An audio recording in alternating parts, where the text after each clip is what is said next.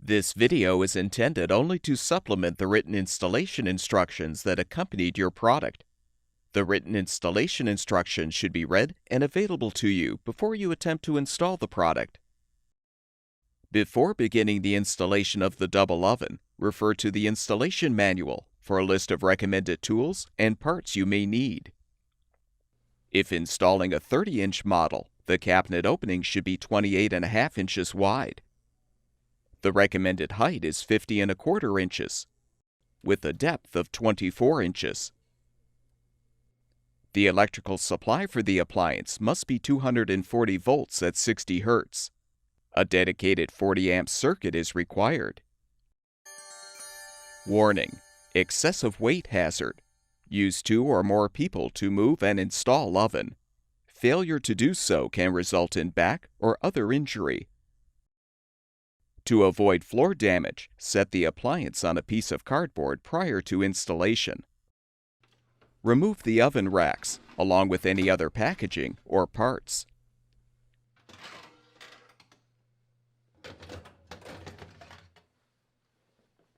Fully open the top oven door and rotate both door hinge locks back. Partially close the door, then lift and pull the door toward you to remove. With the handle side down, set the door on a blanket.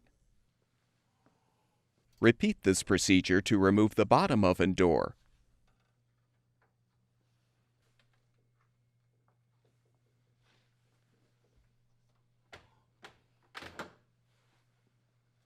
If the cabinet opening height is greater than 50 7/16 inches, you will need to install the provided oven feet so the appliance will fit in the cabinet properly. Have an assistant help you to gently tip the oven back and rest the rear of the appliance on a blanket or on the cardboard packaging. Refer to the manual to determine how to properly position the front and rear feet to accommodate the height of the cabinet.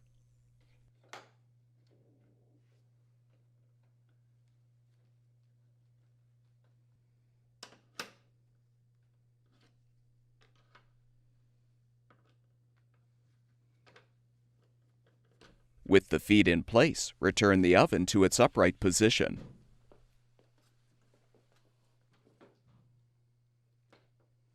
Gently move the oven close enough to its final location to make the electrical connection. Warning: electrical shock hazard. Disconnect power before servicing. Use 8-gauge solid copper wire. Electrically ground oven. Failure to follow these instructions can result in death, fire, or electrical shock. Be sure to shut off the power to the oven junction box before connecting the power supply line. If necessary, remove the junction box cover. Use a UL-listed or CSA-approved half-inch diameter conduit connector to connect the flexible cable conduit from the oven to the junction box.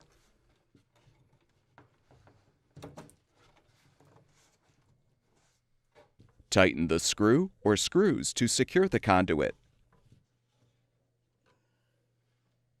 Now join the black wires together and secure them using an approved UL-listed wire nut.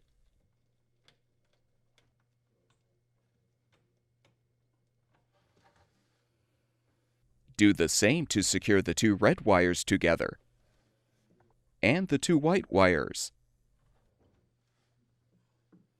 If your junction box has a 4-wire power supply line, join the green or bare grounding wire or wires to the green grounding wire from the oven and secure them with a wire nut.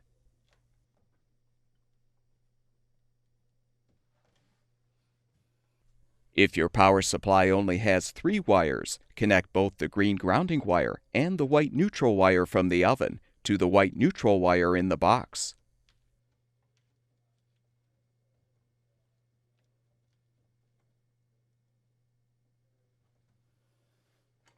With all of the wires positioned inside the junction box, replace and secure the cover.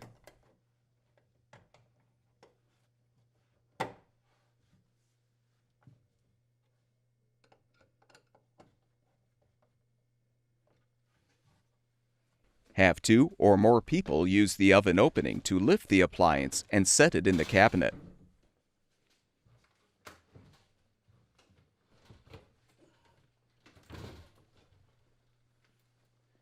Remove the tape securing the black trim pieces to both sides of the oven frame.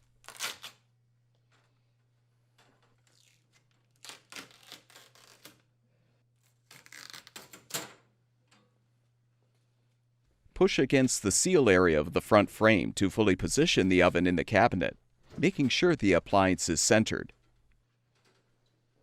Using a 1/8 inch diameter drill bit, drill through the holes in the frame to create pilot holes for the mounting screws.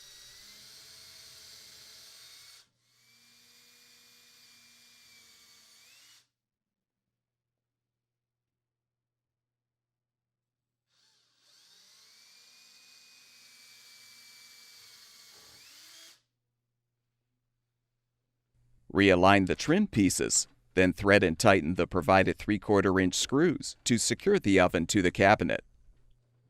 Avoid over-tightening the screws.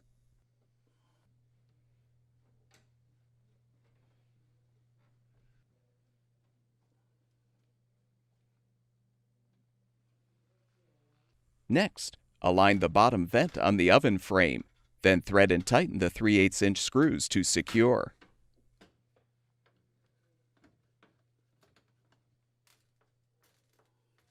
If the oven feet were installed in the tall position, you will need to install the bottom vent trim. You can do this by flexing the upper vent piece away from the lower vent piece, then slide the bottom vent trim between them. Use the 1/4 inch screws to secure the trim to the vent.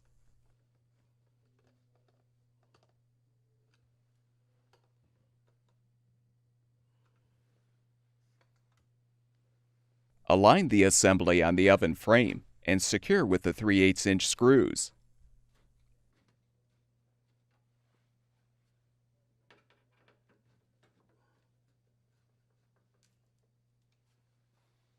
Replace all of the oven racks.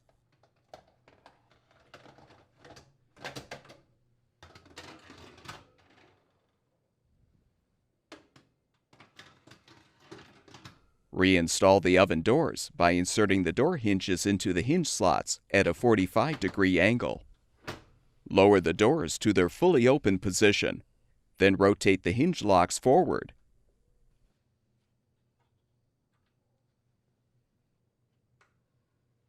Confirm that the oven doors can close and open freely, and that there is an even gap between the two doors, and between the top door and the control panel. Restore power to the junction box, and the double oven should be ready for use.